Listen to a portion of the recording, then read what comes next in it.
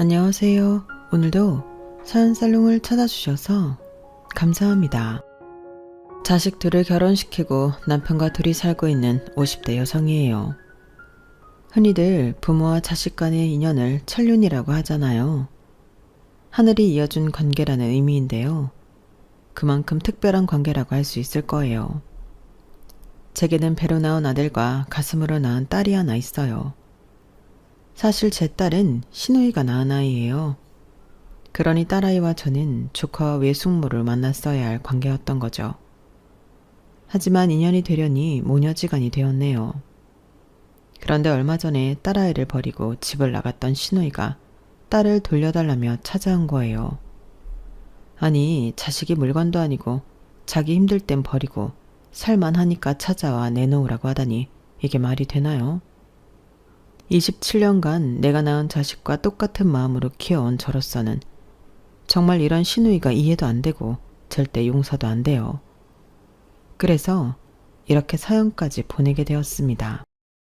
그럼 지금부터 자식도 버리고 자기 인생 찾아 떠났던 염치 없는 시누이에 대한 사연을 전해드릴게요. 저는 어릴 때 꿈부자였어요. 꿈이 엄청 많았거든요. 정확히 말하자면 수시로 꿈이 바뀌어서 그랬던 거지만요. 한때 제 꿈은 우주 비행사였어요. 국민학생 때 TV에서 보았던 아폴로 11호의 달 착륙 영상을 보고 나도 저렇게 달에 가보고 싶었거든요. 제가 어릴 때만 해도 달에는 떡방아를 찢는 토끼가 산다고 했거든요. 어린 마음에 그걸 고지고대로 믿었던 저는 내 눈으로 달토끼를 확인하고 싶었어요. 그래서 우주비행사가 되고 싶었던 건데 국민학교 3학년 때던가요?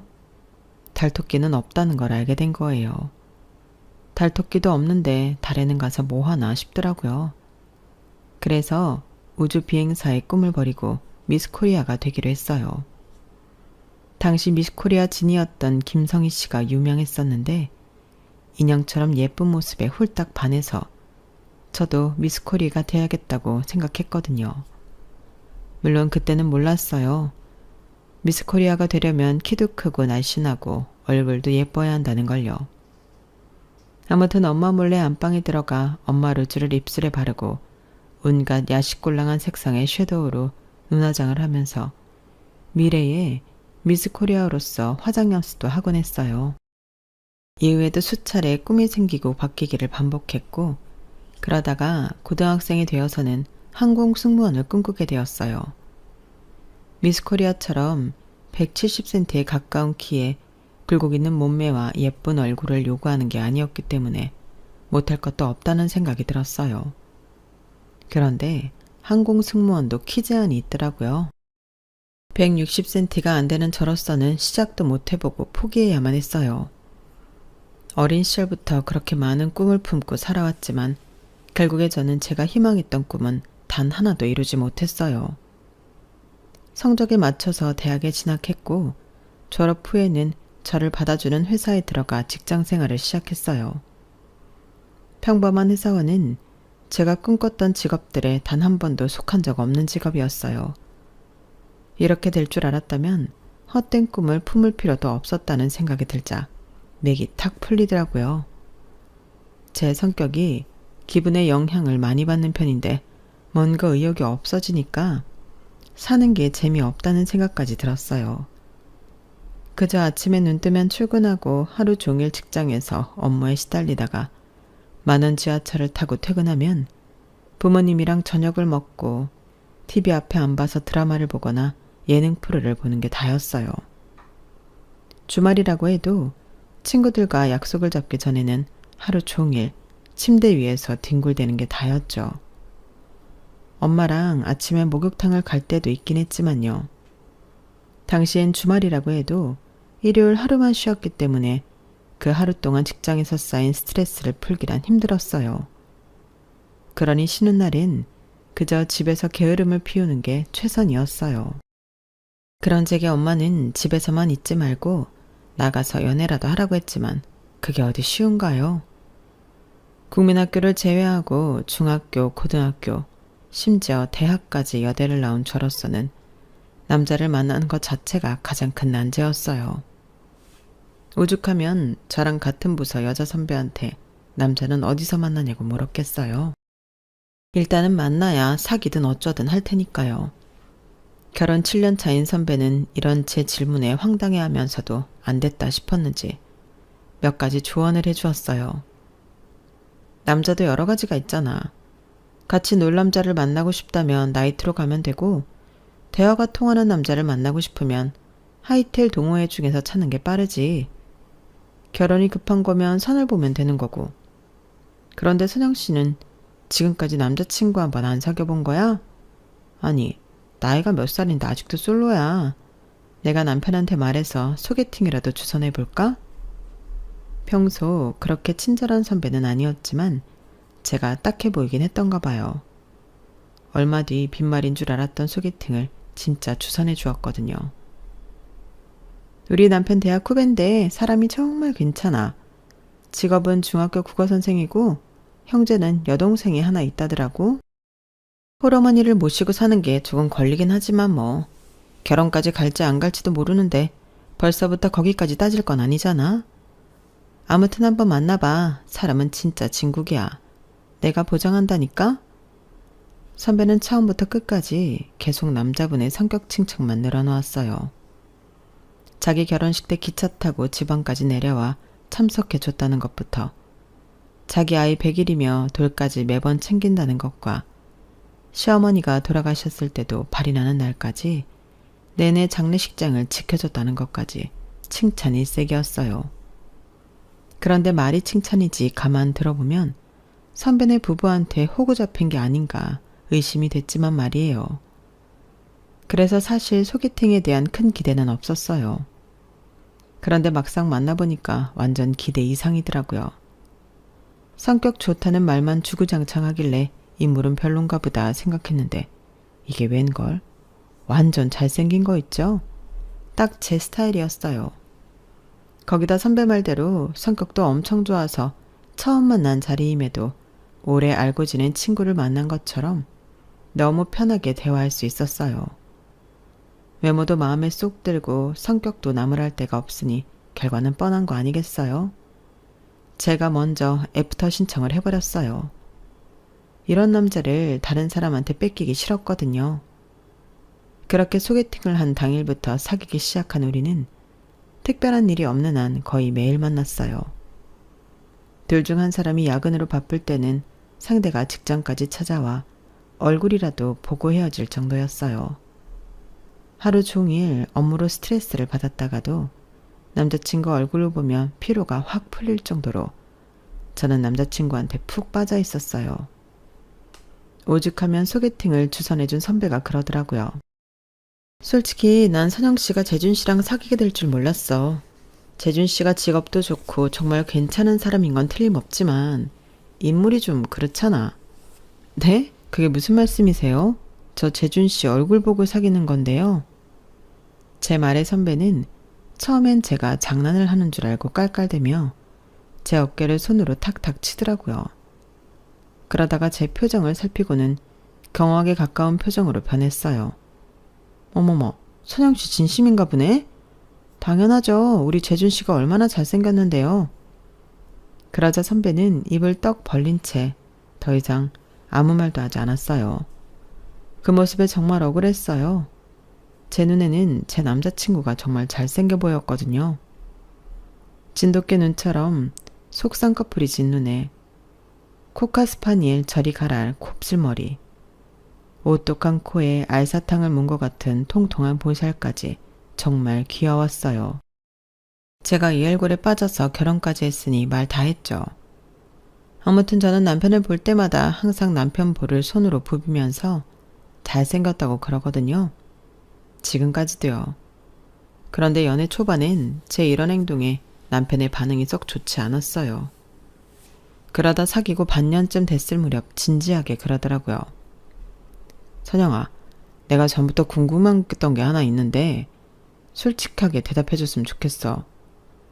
매번 나한테 잘생겼다고 하는 말 말이야. 나 좋으라고 하는 소리니 아니면 장난으로 하는 소리니? 응? 그게 무슨 소리야? 나도 사람인데 내 외모를 모르겠니?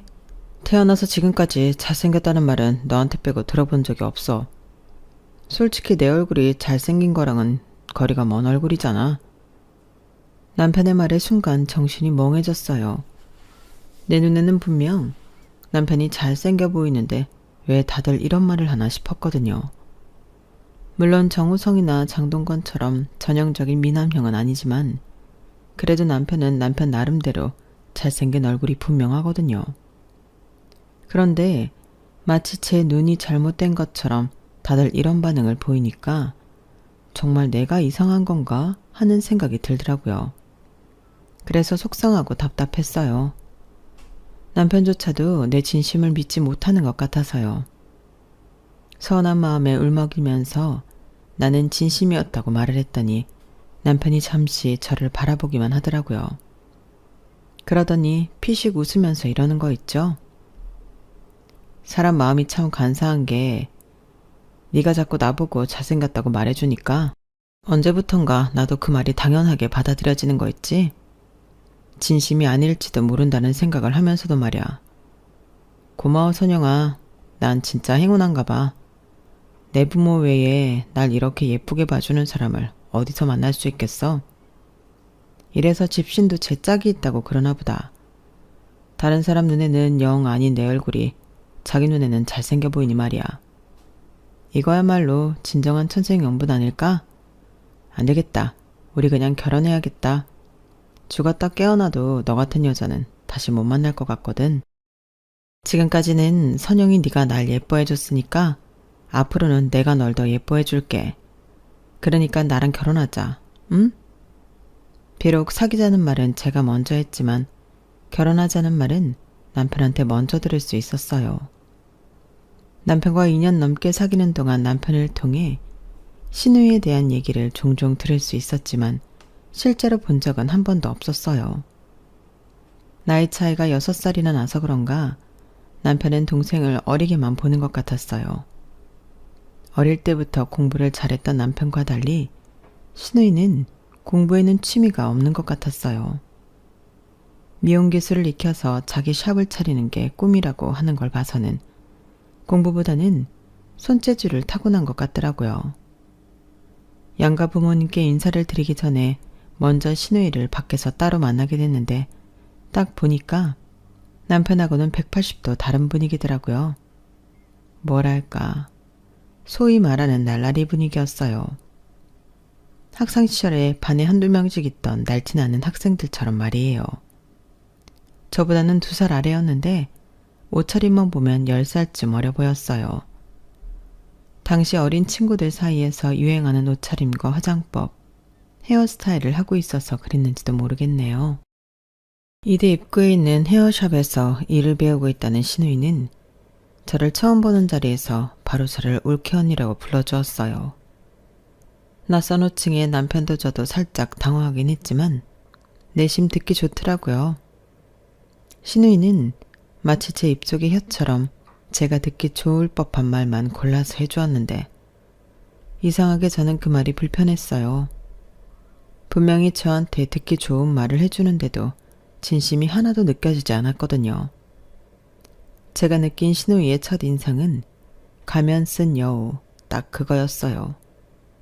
속으로 어떤 생각을 하는지는 모르겠지만 겉으로 보이는 것과는 다를 거라는 건 확실했어요. 그리고 그런 제 느낌은 어느 정도 정확했더라고요. 어머님은 굳이 분류하자면 신우이보다는 남편과 비슷한 성향인 것 같았어요. 수수한 외모에 말씀도 행동도 조용한 분이셨어요. 혼수나 예단 문제도 상식적인 선에서 제시하셔서 저희 부모님도 시어머니 칭찬을 많이 하셨어요. 사부인이 아주 인품이 훌륭한 분이시더라. 이서방이 어머님을 닮아서 사람이 진국인 것 같아. 다행이다. 남편감도 뭐 하나 아쉬운 게 없고 시어머니도 좋은 분이니 말이야. 그런데 신우이는 좀 다른 것 같더라. 아무리 헤어샵에서 일을 한다곤 하지만 상견례 자리에 노랑머리에 가슴골이 훤히 드러나는 옷을 입고 오는 게 어딨니? 다이값도 못하고 말이야. 암튼 앞으로 신우이는 신경 좀 써야겠더라. 엄마 말대로 신우이는 상견례 자리에서 단연 눈에 튀는 사람이었어요. 결혼식 당일에도 마치 자신이 주인공인 것처럼 엄청나게 꾸미고 왔더라고요. 검은 망사 스타킹에 빨간색 타이트한 원피스를 입고 머리에는 영화 사브리나에서 오드리 헵번이 쓰고 나왔을 법한 창 넓은 모자를 쓰고 왔어요. 거기에 새까만 선글라스까지 쓰고 말이죠. 그걸 본 저희 엄마는 표정 관리가 안 될 정도로 화가 나셨고 시어머니는 딸의 철없는 행동에 어쩔 줄 몰라 하셨어요. 그날 이후 제 친정에서는 시누이 얘기만 나오면 고개를 절레절레 흔들게 되었어요. 그리고 그 정점은 바로 2년 뒤 벌어진 일일 거예요. 제가 아들을 출산하고 업무 복귀가 불발되면서 이거와 살림을 하며 살던 때였는데 하루는 시어머니께서 저희 부부를 집으로 부르셨어요. 남편 퇴근 시간에 맞춰서 이제 막 걸음마를 시작한 아들을 데리고 시댁에 도착했는데 집 안에서 아기 울음소리가 들리지 뭐예요. 남편도 저도 의아한 표정으로 집 안으로 들어갔는데 어머님이 갓난아기를 들치 않고 계시더라고요. 순간 머릿속에서 떠오른 건 시누이 한 사람뿐이었어요. 정확히는 시누이가 사고 쳤구나 라고 생각했어요. 저희 부부가 결혼하고 얼마 안 됐을 시점 시누이는 직장 근처에서 친구랑 자취를 하겠다고 집을 나갔어요. 말로는 친구라고 했지만 그게 여잔지 남자인지는 알 수 없으니까요. 아니나 다를까 제 예상이 맞았어요. 이를 어쩌니 채은이가 글쎄 애를 낳았지 뭐니. 결혼도 안 한 처녀가 어쩌자고 애를 낳아선. 이 기집애가 진짜. 재은이 지금 어딨어요? 야 이재은 너 당장 안 나와? 남편은 소리를 지르며 시누이 방문을 확 열었어요. 그런데 방 안에 아무도 없더라고요. 남편이 이어서 욕실 문도 열었는데 욕실 안에도 없었어요. 집안 어디에서도 시누이 모습은 보이지 않았어요. 엄마, 재은이 이 기집애 어딨어요? 그러자 어머님은 소파에 털썩 주저앉으시더니 울먹이며 그러셨어요. 아침에 일어나 보니까 애만 덩그러니 두고 도망갔지 뭐니. 아무리 철이 없어도 그렇지 어떻게 지 새끼를 두고 도망을 가. 아유 내 팔자야. 시집도 안 간 딸년이 애만 낳아놓고 도망갔으니 이제 이 애는 어쩌냐고. 시누이가 애를 버리고 도망갔다는 말에 뒷머리가 삐죽 서는 기분이었어요. 어머님은 애를 안은 채 신세한탄을 하셨고 남편은 얼굴이 빨갛게 달아올라서는 한숨을 푹푹 쉬며 앉지도 서지도 못한 채 집안을 서성댔어요. 시누이가 사라지고 한동안은 어머님이 아이를 돌보셨어요. 아이한테 필요한 백신 접종을 하는 날에는 제가 시댁에 가서 시누이 애를 데리고 병원에 다녀오곤 했어요.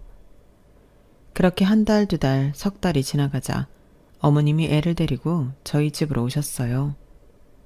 그날 어머님은 지금까지 봐왔던 어머님 모습과는 확연히 달랐어요. 피곤에 쩔어서 눈가에 다크서클이 잔뜩 내려앉은 데다 살이 얼마나 빠지셨는지 완전 반쪽이 되셨더라고요. 얘, 이러다간 내가 먼저 죽겠다. 얘가 어찌나 울어대는지 내가 아주 밤에 잠도 한숨 못 자고 있다니까. 내 딸년 자식이고 나발이고 나도 이제 모르겠다. 나부터 살아야지. 더는 이러고 못 살아. 애비한테 말해서 시설 좀 알아보라고 해라. 지 엄마도 안 키우겠다고 도망친 마당에 어쩌겠니? 시설에다 보내줘야지. 어머님, 그게 무슨 말씀이세요? 아니 그런다고 어머님 손녀딸을 시설에 보내신다는 게 말이 돼요? 어떻게 그러실 수가 있어요? 그럼 어쩌냐? 내가 먼저 죽겠는데. 너야 젊으니까 애 키우는 게 아무렇지 않은지 몰라도 난 내일 모레면 환갑인데 애 키울 기운이 어디냐고. 아무튼 난 더는 못하니까 재준이한테 말해서 당장 애 데리고 가라 그래. 애를 키우는 엄마로서 어머님의 행동이 도저히 이해가 안 갔어요. 어떻게 자기 손녀딸을 버릴 생각은 합니까? 이게 사람이 할 짓이냐고요. 저도 육아를 하면서 너무 힘들어서 다 때려치우고 싶었던 순간이 한두 번이 아니었어요. 하지만 어디까지나 생각일 뿐이지 이 어린 생명을 두고 허튼 짓은 할 용기까지는 절대 낼 수 없었어요. 내가 이 아이의 엄마니까 내가 아니면 이 작은 생명체는 꼼짝없이 죽을 수밖에 없으니까 말이에요. 그런 의미에서 자식을 버리고 집을 나간 시누이도 그렇고 딸이 버리고 간 손녀딸을 시설에 보내겠다는 어머님도 그렇고 정말 무서운 사람들이란 생각이 들었어요. 어떻게 손녀딸을 시설에 보낼 생각을 해요. 그런 시어머니한테 계속 애를 맡기는 건 너무 위험하다는 생각이 들더라고요. 그래서 일단 아이는 저희 집에 두시고 집에 가셔서 쉬시라고 했어요. 그러자 어머님은 마치 기다렸다는 듯이 아이 물건이 담긴 가방을 툭 던져놓고는 뒤도 안 돌아보고 가버리시더라고요. 퇴근해서 집에 돌아온 남편은 제 품에 안겨 잠든 조카를 보고는 어머님이 오셨냐고 묻더라고요. 엄마 왔어? 당신 힘들 텐데 은솔이는 나한테 줘. 어머님 가셨어. 아니 내가 은솔이 두고 가시라고 했어. 그제야 남편은 제 표정을 살피며 무슨 일이 있었냐고 물었어요. 어머님께서 더는 은솔이 못 키우시겠대.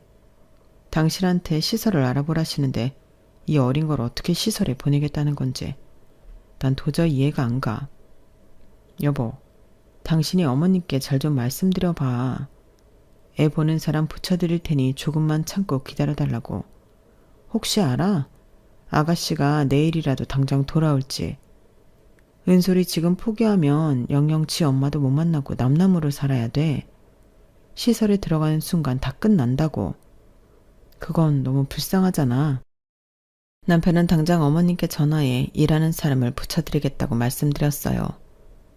그런데도 어머님은 막무가내셨어요. 사람을 붙이든 말든 당신은 더는 못 키우니까 시설에 보내든지 아니면 저희 보고 키우라고 하시더군요. 그렇게 애가 불쌍하면 니들이 키우지 그러냐? 다 늙은 애미한테 떠넘기지 말고 니들 손으로 직접 키우라고. 세상에 이게 말이나 되는 소리예요? 우리 애 하나 키우는 것도 버거운 마당에 한창 손만이 가는 나이 때 조카까지 키우라고요? 막무가내인 어머님 때문에 속에서는 천불이 났어요.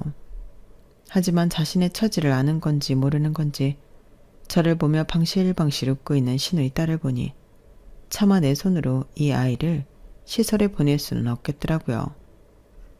저를 마치 지 인생에 주어진 동아줄이라고 생각하는 건지 그 작은 손으로 제 손가락을 앙칼지게 부여잡고 있는 모습에 울컥하기까지 했어요.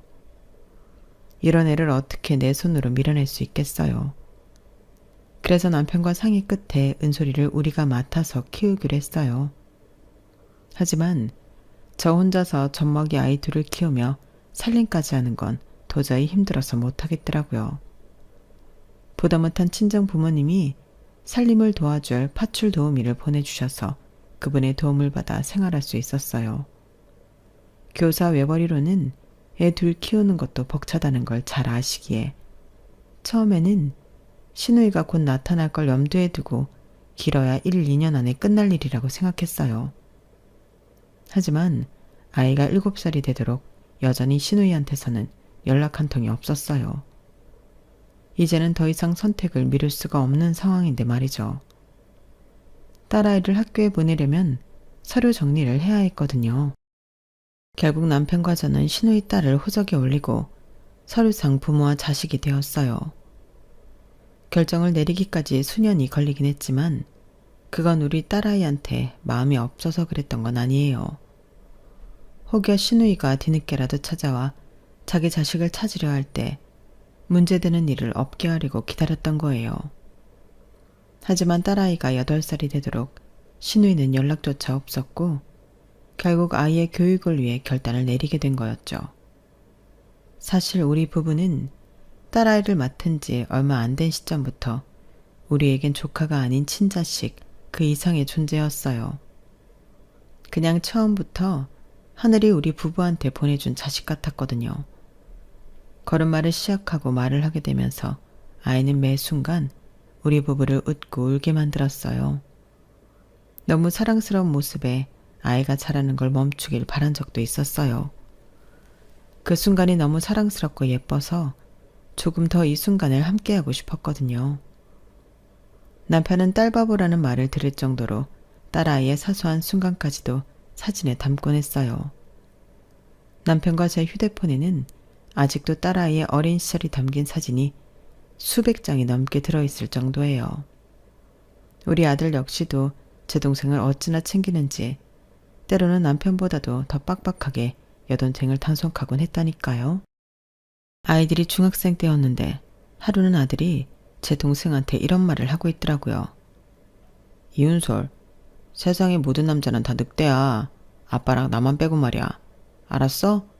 그러니까 누가 너보고 예쁘다고 하면서 추근대면 귀싸대기를 날려버려. 알았지?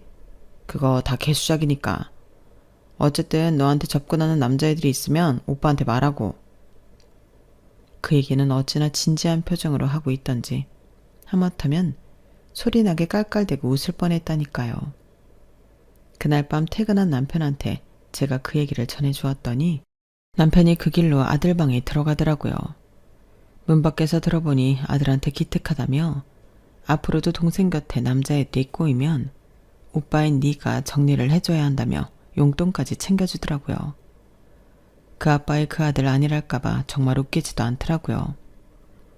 그렇게 애지중지하던 딸아이 남자친구가 생기고 결혼 발표를 하자 우리 집 두 남자는 마치 자신이 소중히 아껴온 애착인형을 뺏긴 강아지처럼 전전긍긍하는 모습이더라고요.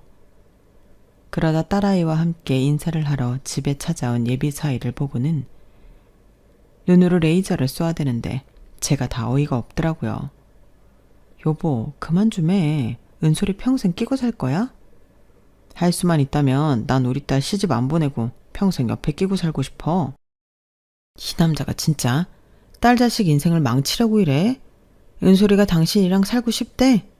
자식이 자라면 품에서 놓아줄 줄도 알아야 하는 법이야. 나라고 은솔이 시집 보내고 싶은 줄 알아? 아직 내 눈에는 아무것도 할 줄 모르는 어린 애일 뿐인데 말이야. 그래도 어쩌겠어. 자기 짝 찾아 떠나겠다는 자식을 박수치며 배웅해 줄 수밖에. 그게 부모가 할 수 있는 최선일 테니까. 딸아이는 26이 되자 수년간 사귀어온 대학 선배랑 결혼을 하겠다고 했어요. 예비사위는 딸아이와 처음 사귀던 시점부터 집에도 자주 찾아오고 김장 때마다 집에 와서 일손도 돕고 했던지라 거진 사위나 마찬가지였어요. 사람이 차분하고 한결같아서 진작부터 저는 사윗감으로 점 찍어 놓았던 사람이기도 했어요. 다만 본격적으로 혼담이 오가면서 사돈댁에 대해 알고서는 남편도 저도 이 결혼을 해도 되는 건지 주저하게 되더라고요. 그도 그럴 게 저희 집과는 너무도 차이가 나게 돈이 많은 집안이었거든요. 혹시라도 우리 딸이 부잣집에 시집가서 구박이나 받고 사는 게 아닌가 걱정이 앞섰어요. 물론 수년간 봐온 사위 됨됨이를 봐서는 이런 걱정이 괜한 걸 수도 있겠지만 그래도 사람 일은 모르는 거니까요.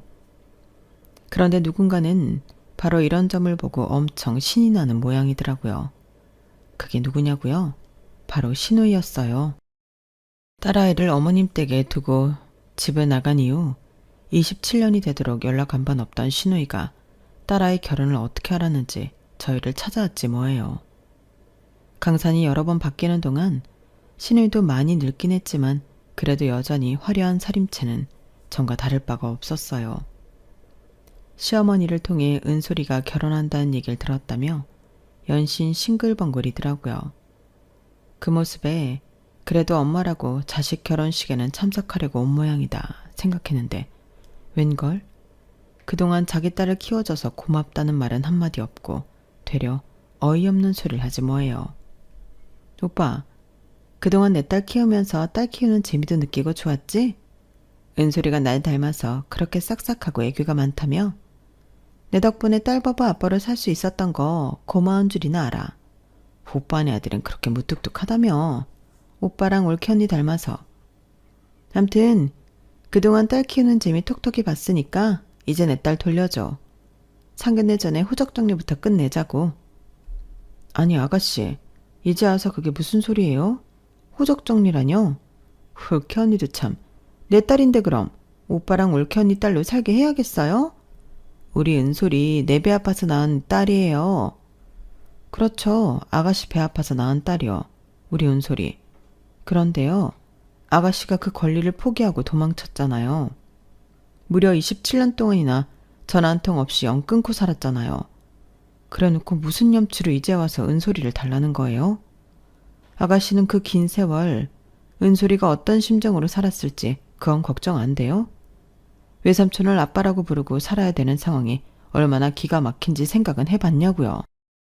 그런데 이제 와서 은솔이 가슴에 또다시 상처 입힐 생각이에요? 그런 거라면 나 절대 가만히 두고 안 봐요. 아가씨가 아니라 아가씨의 할머니가 찾아와도 난 우리 은솔이 지킬 거라고요. 그러니까 자신이 버린 권리를 다시 쉽게 손에 쥘 수 있을 거란 헛된 희망 당장 버리세요. 아셨어요? 너무 화가 나고 치가 떨려서 무슨 정신으로 말을 했나 모를 정도였어요. 그런데 알고 보니까 이 모든 상황을 계획한 건 신우이가 아니라 어머님이셨더라고요. 속도 위반 임신을 했던 신우이가 사귀었던 남자랑 헤어지게 되자 어머님이 우리 부부한테는 비밀로 하고 신우이의 출산을 도왔더라고요. 물론 처음엔 아이를 지우게 하려고 했지만 이미 배가 많이 불러온 탓에 수술이 불가능해지자 그때부터 계획을 세웠던 거예요. 애를 낳아두고 신우이가 도망을 치면 어떻게든 그 아이는 우리 부부가 키우게 될 걸 아셨던 거죠. 그래서 일부러 저를 자극해서 모성애를 끄집어내려고 은솔이를 시설에 보내느니 마느니 하는 소리도 했던 거예요. 지난 27년간 어머님은 우리 몰래 신우이랑 연락을 해오셨더라고요. 그러다 이번에 은솔이 결혼 소식을 전했는데 사돈댁 재력을 전해드린 신우이가 기회다 싶었는지 바로 찾아온 거예요. 옳게 언니, 그동안 몰랐는데 언니 은근 여우였네? 은솔이 시댁이 엄청 부자라면서요. 이제 딸 자식이 부잣집으로 시집간다니까 콩고물 떨어질 거 생각하고 내 딸 나한테 안 주겠다고 그러는 거죠? 하여간에 돈 냄새를 기가 막히게 맡아서는. 근데 나도 그냥 포기는 못해요. 지금 내 상황이 그럴 여유가 없거든. 한도 없는 공짜 지갑이 눈앞에 떨어져 있는데 그걸 어떻게 안 죽고 배기겠어요? 말도 안 되는 일이지. 그러니까 좋게 좋게 해결합시다. 언니랑 오빠가 내 말 안 들어주면 나 직접 애들 찾아가는 수도 있어요. 그래도 돼요? 돈에 눈이 멀어서는 자식을 돈줄로밖에 생각 못하는 신우이를 보니 화도 났지만 한편으로는 안 됐다는 생각도 들었어요. 그간의 인생이 얼마나 공공했으면 자식을 상대로 이러는 걸까 싶었거든요. 이번 일로 남편은 신우이와 엄청 싸웠고 결국 신우이는 딸아이와 사위를 찾아갔더라고요. 그런데 거기서 생각지도 못한 일이 벌어진 거예요. 사실 우리 부부는 아주 예전부터 딸아이한테 친모에 대한 얘기를 해주었어요. 친모 못지않게 우리 부부가 사랑을 줄 수는 있지만 그래도 자신의 뿌리는 알아야 되니까요. 주변 친척들을 통해 자기 엄마가 어떤 사람인지를 일찍부터 듣고 자란 딸아이는 27년 만에 찾아와 자신을 공짜 지갑처럼 생각하는 엄마한테 무척 배신감을 느꼈어요. 그건 사위 역시 마찬가지였어요. 자신들을 만나자고 찾아와서는 연신 사돈 집안 재산이 얼마나 되는지 파악하려 혈안이 된 사람처럼 구는 게 역겨울 정도였거든요. 은솔아, 얘기 들었지? 내가 네 친엄마야. 우리 딸 그동안 엄마가 얼마나 보고 싶었는지 아니? 네 외삼촌이랑 외숙모가 아니었다면 진작 널 만날 수 있었을 텐데. 그래도 지금이나마 모든 걸 제자리로 되돌릴 수 있어서 얼마나 다행인지 몰라. 일단 호적 정리부터 하고 상견례 날짜부터 잡자. 친모가 버젓이 살아있는데 가짜 엄마 아빠를 상견례 자리에 앉힐 수는 없잖니? 자신이 버린 딸한테 진정 어린 사과는 할 생각도 않고 어떻게든 서류상 관계를 복구하는 데만 혈안이 된 신우이 모습에 딸아이는 많이 실망했던가 봐요. 안 그래도 엄마에 대한 감정이 안 좋은 딸인데 말이에요. 그걸 본 사위는 결국 자신이 총대를 매기로 했어요. 그래서 신우이한테 대놓고 그랬죠.